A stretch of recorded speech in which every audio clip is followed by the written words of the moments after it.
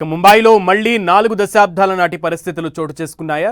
బాలీవుడ్కి తిరిగి మాఫియా బెదిరింపులు వస్తున్నాయా? ఈ ప్రశ్నలు ఎందుకంటే గడిచిన వారం రోజుల గ్యాప్లో 5 సెలబ్రిటీలకు బెదిరింపులు వెళ్లాయి.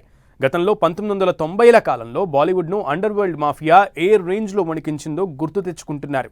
మళ్లీ ఇన్నేళ్ల తర్వాత అలాంటి పరిస్థితి దాపరించిందేమో అనే అనుమానంతో ఆందోళనకి లోనవుతున్నారు.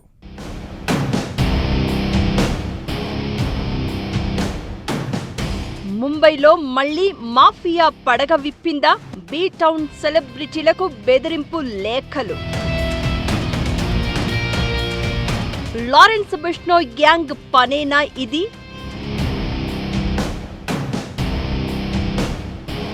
చెప్పి మరీ చేయడం బిష్నోయ్ గ్యాంగ్ కి అలవాటే. కానీ ఇలా డబ్బు డిమాండ్ చేస్తుందా? వరుస పెట్టి వాయిస్ థ్రెట్స్ తో బాలీవుడ్ లో భయం.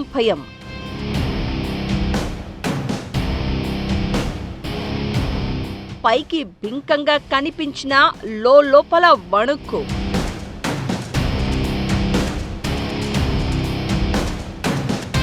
The devil mafia is back in Bollywood town అంటూ కొద్ది రోజులుగా ముంబై భయం గుప్పిట్లో చిక్కుకుంది.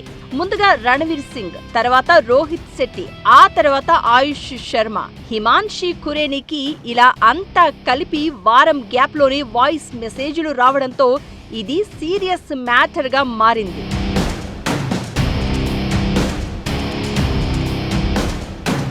రణవీర్ సింగ్ కి డైరెక్ట్ గా రాకుండా అతని స్టాఫ్ డీటెయిల్స్ అంతా తమ దగ్గరున్నట్లు చెబుతూ భారీగా డబ్బు డిమాండ్ చేశారు. దానికి ముందు ఫిబ్రవరి 1న డైరెక్టర్ రోహిత్ శెట్టి ఇంటి దగ్గర కాల్పులు చోటు చేసుకున్నాయి. హ్యారీ బాక్సర్ అని చెప్పుకుంటున్న ఒక వ్యక్తి తాను లారెన్స్ బిష్నోయ్ గ్యాంగ్కు చెందిన వాడిని అని పరిచయం చేసుకుంటూ ఈ బెదిరింపులకు పాల్పడుతున్నాడు.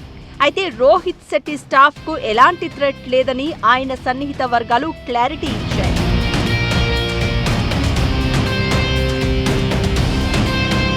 సల్మాన్ ఖాన్ బావ ఆయుష్ శర్మకు కూడా గత బుధవారం ఒక బెదిరింపు ఈమెయిల్ వచ్చింది.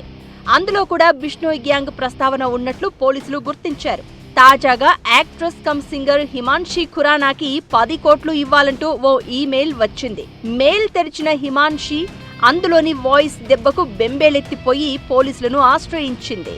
కంప్లైంట్ తీసుకున్న పోలీసులు ఐపీ అడ్రస్ కనుక్కునే పనిలో పడ్డారు.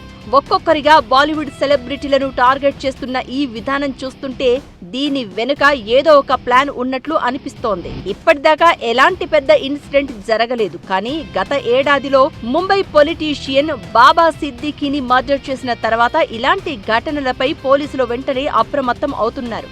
ఆ తర్వాత నటుడు సైఫ్ అలీ ఖాన్ ఇంట్లో దాడి ఘటన కూడా పెద్ద కలకలమే రేపింది.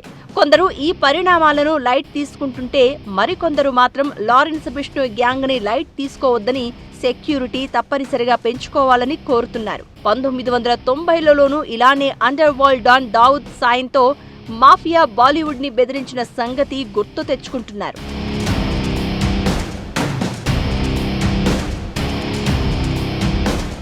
ముంబై పోలీసులు ఇప్పటికే ఈ బెదిరింపులకు సంబంధించిన ఆడియోలను పరిశీలిస్తున్నారు.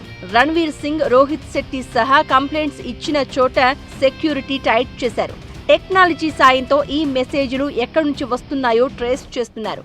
గతంలో సల్మాన్ ఖాన్ కు కూడా ఇలాంటి థ్రెట్స్ వచ్చినప్పుడు పోలీసులు గట్టి భద్రత కల్పించారు. ఇప్పుడు కూడా ఇదే స్థాయిలో నిఘా ఏర్పాటు చేశారు.